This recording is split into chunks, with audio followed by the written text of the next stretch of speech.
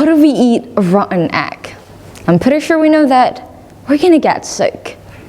When it comes to our mind, when we eat those rotten thoughts, we will get sick. We're going insane with depression, anxiety.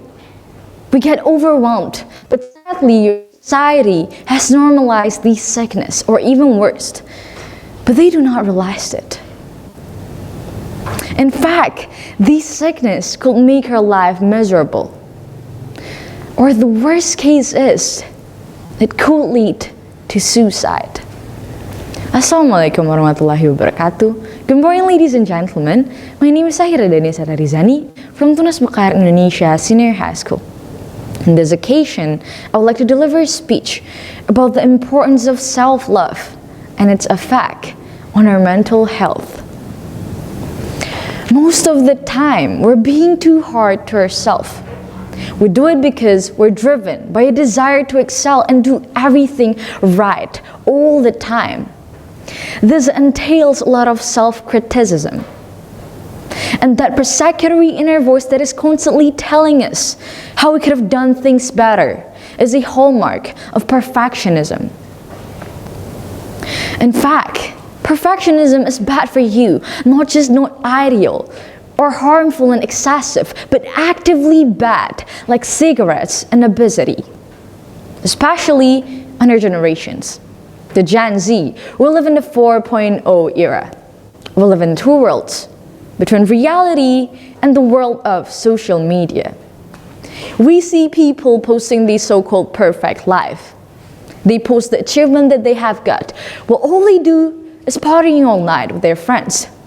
The brand new car, the hustle life, all of those things. Then we compare it to ourselves and we feel less worthy. We set the unrealistic standards and expectations, and we get disappointed when we do not get it. It gives out the negative outcomes of depression, anxiety, poor self-esteem, and many more. For many people, self-love might conjure images like tree hugging hippies or cheesy self-help books. However, according to William B. Swan from University of Texas at Austin and Jennifer Boston from South Florida, as many psychology studies attest that self-love and compassion are keys to mental health and a good well-being, keeping depression and anxiety at bay. Self-love could mean giving yourself from judgment, prioritizing yourself, or as simple as being nice to ourselves. And then the question is, how do we start to love ourselves? So here are some few tips to love ourselves. First, as in Dr. Christine Neff's famous book, Self-Compassion, the proven power of being kind to yourself. We have to learn how to be kind to ourselves, because we talk a lot about kindness as a value, but never how to be kind to ourselves. Perhaps we find the word selfish or self-centered somehow. But the truth is that self-kindness are essential for a good mental health. Be gentle to ourselves by simply recognizing that we're all human. Acknowledging that we're valuable in some ways. And then acting accordingly.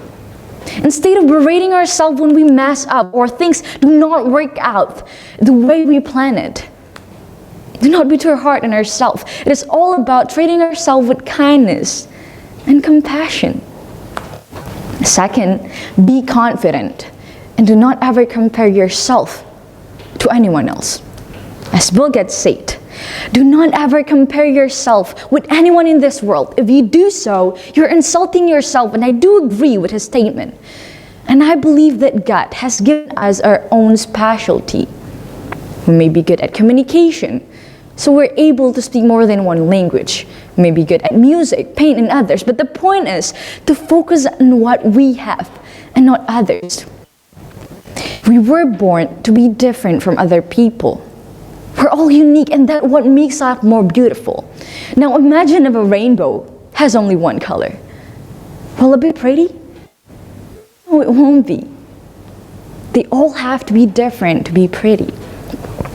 And the last but not least is be grateful and sincerely accept ourselves as who we are. Self-acceptance is perhaps the best gift that we could give to ourselves. Accepting ourselves as who we are, our flaws and all.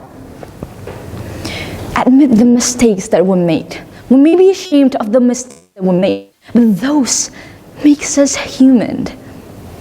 Respect ourselves. Be who we are. Say what we feel because we are us and we are the one who lives in our life. Those mine don't matter.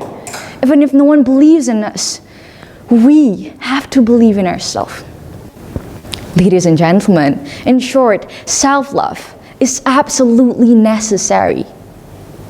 Being kind to ourselves, confident, and grateful is the suggestive advice that we can raise. Self-care, mind flair, that is all the way we should be aware, and most people bear. That is all from me. My name is Zahira Denisa Rarizani from Tunas, Mekar, Indonesia Senior High School. Thank you for your kind attention. Wassalamualaikum warahmatullahi wabarakatuh.